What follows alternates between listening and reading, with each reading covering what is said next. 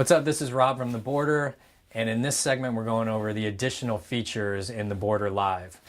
There's all kinds of extras and additional features in the system you can use, from things like bib numbers to supplemental info about riders you may or may not use. And by the time you watch this video, there's probably going to be a whole bunch of extra ones that I don't even mention here because we're constantly adding new things and new features to the system.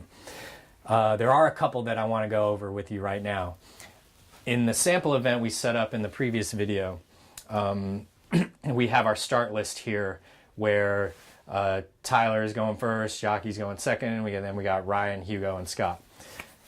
Some contest organizers use bibs with numbers on them. So the place you go and do that is you go and set a bib number for each person in your event here on the start list. So I'm going to give Tyler Surrey bib number 123. I'm going to give Jockey number 456. And what that's going to do is, over here on your announcer screen, it's going to show the bib number for those riders.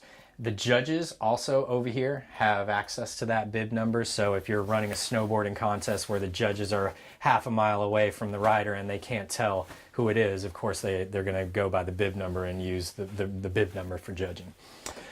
Some other things you have access to on events are public and private notes. So when you are setting up the start list for your event, down at the bottom, it's not commonly used, but it's there if you need to use it. You can record public and private notes about every rider in the contest.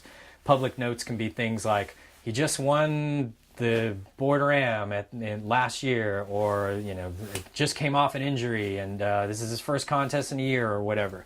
Private notes can be things that are helpful for your judges, like red helmet and black shirt. He's the kid with the backwards hat and the red shoes, or whatever, if you have a contest where many of the riders are not well known to your judges. So public and private notes are down there at the bottom of the start list. And then the other thing on rider profiles, it is a shared database. So common information like first and last name, hometown, Instagram, sponsor lists, and all that is all public, and it's shared information across everyone who uses the Boardr Live, and of course visible by the general public for viewing results and all that. So if your organization wants to record additional information about rider profiles that's only accessible to your organization, you're going to go to supplemental info for that.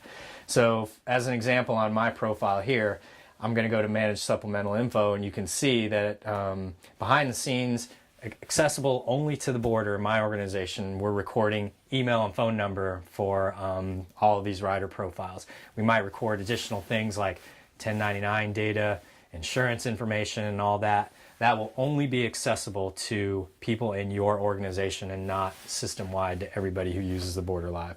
Pretty useful for tracking some personal contact info on people who attend your events.